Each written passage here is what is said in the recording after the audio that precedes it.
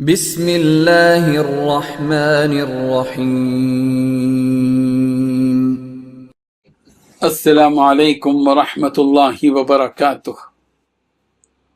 الحمد للہ حمدا کثیرا طیبا مبارکا فیہ، والصلاة والسلام علی سید المرسلین محمد وآلہ وصحبہ اجمعین، اما بعد۔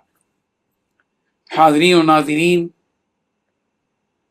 یہ درس قرآن نمبر 325 ہے، اور آج سورہ آل عمران کی صرف ایک آیت کی تلاوت و تشریح کی جائے گی، آیت نمبر 172۔ اعوذ باللہ من الشیطان الرجیم، بسم اللہ الرحمن الرحیم۔ الذین استجابوا للہ والرسول من بعد ما أصابهم القرح للذين أحسنوا منهم واتقوا أجر عظيم، صدق اللہ العظیم۔ لفظی ترجمہ یوں ہے، الذین، وہ لوگ جنہوں نے، استجابوا، حکم مانا، للہ والرسول، اللہ اور رسول کا، من بعد ما، بعد اس کے کہ، اصابہم، پہنچے انہیں، القرح، زخم، للذین، ان لوگوں کے لیے جنہوں نے، احسنوا، احسان کیا، منہم، ان میں سے، واتقوا، تقوی اختیار کیا، اجر عظیم، اجر عظیم ہے۔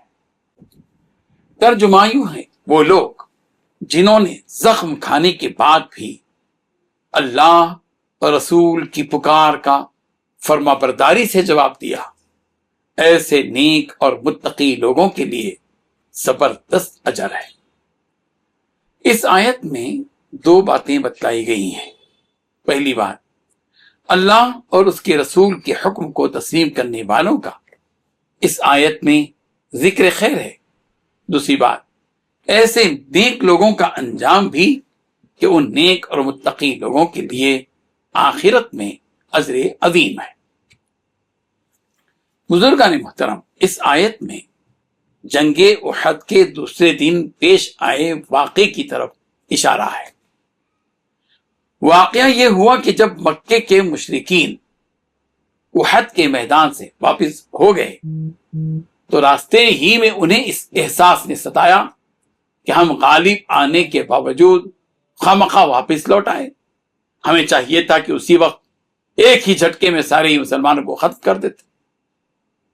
اسی خیال کا اثر تھا کہ وہ دوبارہ مدینہ منورہ کی طرف لوٹنے کا ارادہ کرنے لگے، لیکن اللہ تعالیٰ نے ان مشرکین مکہ پر ایسا رعب ڈال دیا کہ ان میں مدینہ منورہ کی طرف واپس آنے کی ہمت ہی نہ ہوئی، اور وہ مکہ مکرمہ کی طرف رخ کرنے لگے۔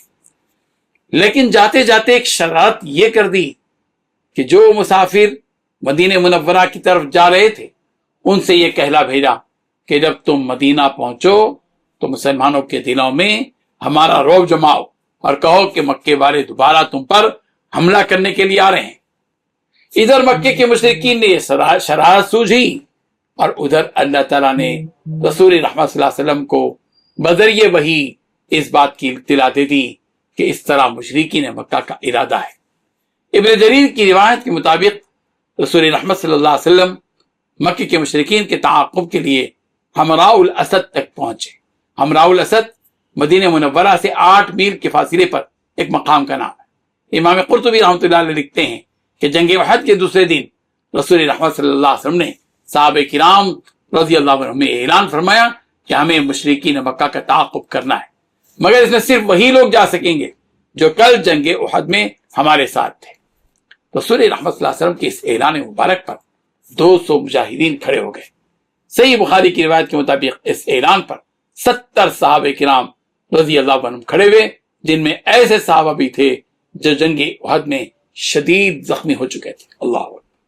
اللہ تعالیٰ نے اس آیت میں ان مجاہدین کی تعریف کی ہے جنہوں نے جنگ احد میں شدید زخمی ہونے کے باوجود رسول رحمت صلی اللہ علیہ وسلم کے اعلان پر لبیک کہا، اور دوسرے ہی دن مشرکین کے تعاقب کے لیے مدینے سے روانہ ہو گئے۔ یہی وہ جذبہ اور تقویٰ ہے جس کا اجر اللہ تعالیٰ اپنی شان شان انہیں آخرت میں عطا فرمائیں گے۔ اللہ تعالیٰ عمل کی توفیق عطا فرمائے، آمین۔ وآخر دعوانا ان الحمد للہ رب العالمین۔ ڈیلی درس قرآن کو سبسکرائب کیجئے، اپنے تاثرات اور مشورے ارسال کیجئے اور متعلقین کے گروپ بنا کر انہیں روزانہ درس قرآن بھیجیں اور اجر ثواب پائیں۔